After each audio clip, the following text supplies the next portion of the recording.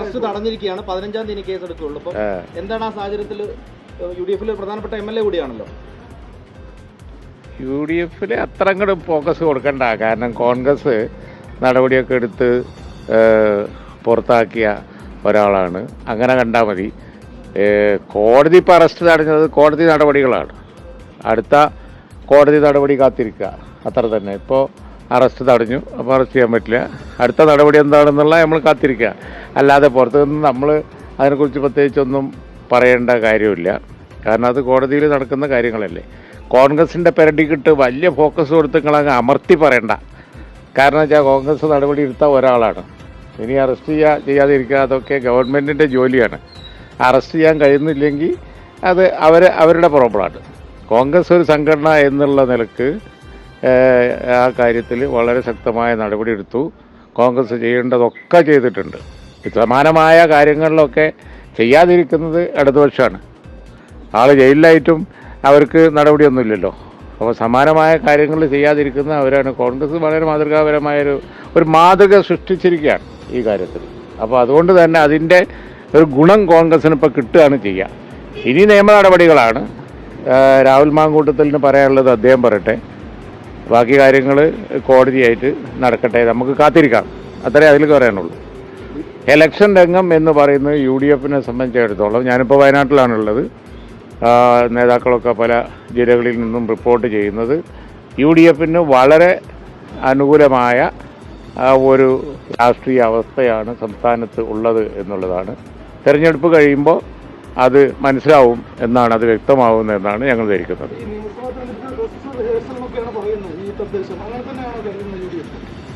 ഞങ്ങൾക്ക് ഏകദേശം അങ്ങനെ തോന്നുന്നുണ്ട്. കാരണം ഈ തെരഞ്ഞെടുപ്പിൻ്റെ റിസൾട്ട് ഒരു സൂചന, സംസ്ഥാനത്തെ രാഷ്ട്രീയ അവസ്ഥയെക്കുറിച്ചൊരു സൂചന നൽകും എന്ന വിശ്വാസം ഞങ്ങൾക്കുണ്ട്. ഈ തെരഞ്ഞെടുപ്പ്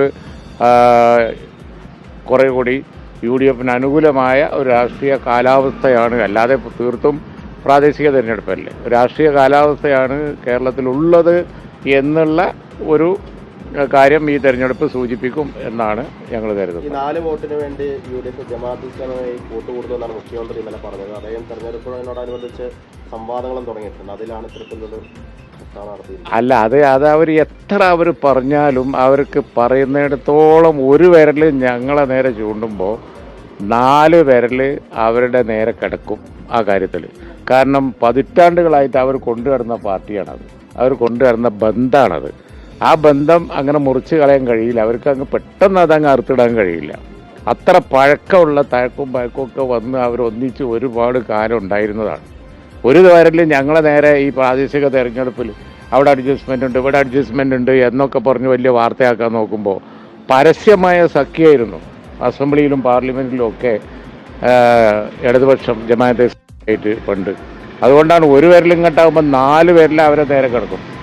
അതും കൊണ്ട് ഇറങ്ങിയിട്ട് യാതൊന്നും അവർ കിട്ടാൻ പോകില്ല. കാരണം ഞങ്ങൾ അക്കാലത്തുള്ള വീഡിയോ പ്രസംഗങ്ങൾ, അവർ നിന്ന് പ്രസംഗിക്കുന്നതിൻ്റെ മുകളിലുള്ള ബാനർ, ഇതൊക്കെ ധാരാളം സോഷ്യൽ മീഡിയയിൽ ഓടുന്നുണ്ട്.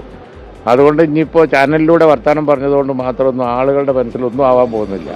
കാരണം ഈ നാട്ടിലുള്ള മുഴുവൻ സോഷ്യൽ മീഡിയയിലും ഇടതുപക്ഷവും ജമാഅത്തെ ഇസ്ലാമിയായിട്ട് ഒന്നിച്ച് നടന്ന കാലത്തെ മുഴുവൻ കാര്യങ്ങളും നിറഞ്ഞു നിൽക്കുകയാണ്.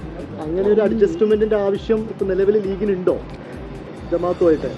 അല്ല, അതിനുള്ള മറുപടിയാണ് ഞാൻ പറഞ്ഞത്. ഈ പ്രാദേശിക തെരഞ്ഞെടുപ്പിൽ എവിടെയെങ്കിലും അഡ്ജസ്റ്റ്മെൻ്റ് ഉണ്ടെന്ന് അത് വേറെയും പല പാർട്ടികളായിട്ട് ഇപ്പോൾ ആരോപണം ഉണ്ടല്ലോ, ഇടതുപക്ഷം അഡ്ജസ്റ്റ്മെൻ്റ് ഉണ്ടാക്കിയിട്ടുണ്ട് എന്നുള്ളത്. പല പാർട്ടികളുമായിട്ടും അഡ്ജസ്റ്റ്മെൻ്റ് ഉണ്ടാക്കിയിട്ടുണ്ട് പല വാർഡുകളിലും എന്നുള്ള ആരോപണങ്ങൾ വേറെ ഉണ്ട്. അപ്പോൾ അതുകൊണ്ട് പരസ്യമായി ജമാഅത്തെ ഇസ്ലാമിയായിട്ട് സഖ്യം ഉണ്ടാക്കിയ ഇടതുപക്ഷത്തെ സംബന്ധിച്ചിടത്തോളം പൊന്നാനി പരീക്ഷണം നിങ്ങൾക്ക് ഓർമ്മയില്ലേ? ഞങ്ങൾക്കെതിരായി എല്ലാവരും കൂടിയ പൊന്നാനി പരീക്ഷണം അന്ന് വേദിയിൽ അവരുണ്ടായിരുന്നു. അതുപോലെ എത്ര സംഭവങ്ങൾ പരസ്യമായിട്ട് കേരള രാഷ്ട്രീയത്തിൽ ജമാഅത്തെ ഇസ്ലാമിയായിട്ട് കൂടി സഖ്യം ചെയ്ത് ഇലക്ഷന് മത്സരിച്ച ഇടതുപക്ഷ മുന്നണി ഇപ്പോൾ ഇത് പറഞ്ഞിട്ട് ഏശാൻ പോകുന്നില്ല, യാതൊരു കാര്യവുമില്ല. UDF ആയിട്ടാണ് മത്സരിക്കുന്നത്. ഇതൊരു പ്രാദേശിക തെരഞ്ഞെടുപ്പാണ്. അത് റിസർച്ച് ചെയ്ത് നടന്നാൽ അപ്പുറത്തും ഇപ്പുറത്തും ഒക്കെ പലതും കാണാനുണ്ടാവും. അതുകൊണ്ട് ഈ പൊയ്വടി വെക്കുന്നതുകൊണ്ട് യാതൊരു കാര്യമില്ല. തെരഞ്ഞെടുപ്പ് വരുമ്പോൾ ഇങ്ങനെ എന്തെങ്കിലും ഒന്ന് കൊണ്ടിറങ്ങിയ ആളുകളൊക്കെ അതിൽ വീഴും എന്ന് ധരിക്കുന്നത് ഈ മൗഢ്യമാണ്. ഇത്രേ പറയും.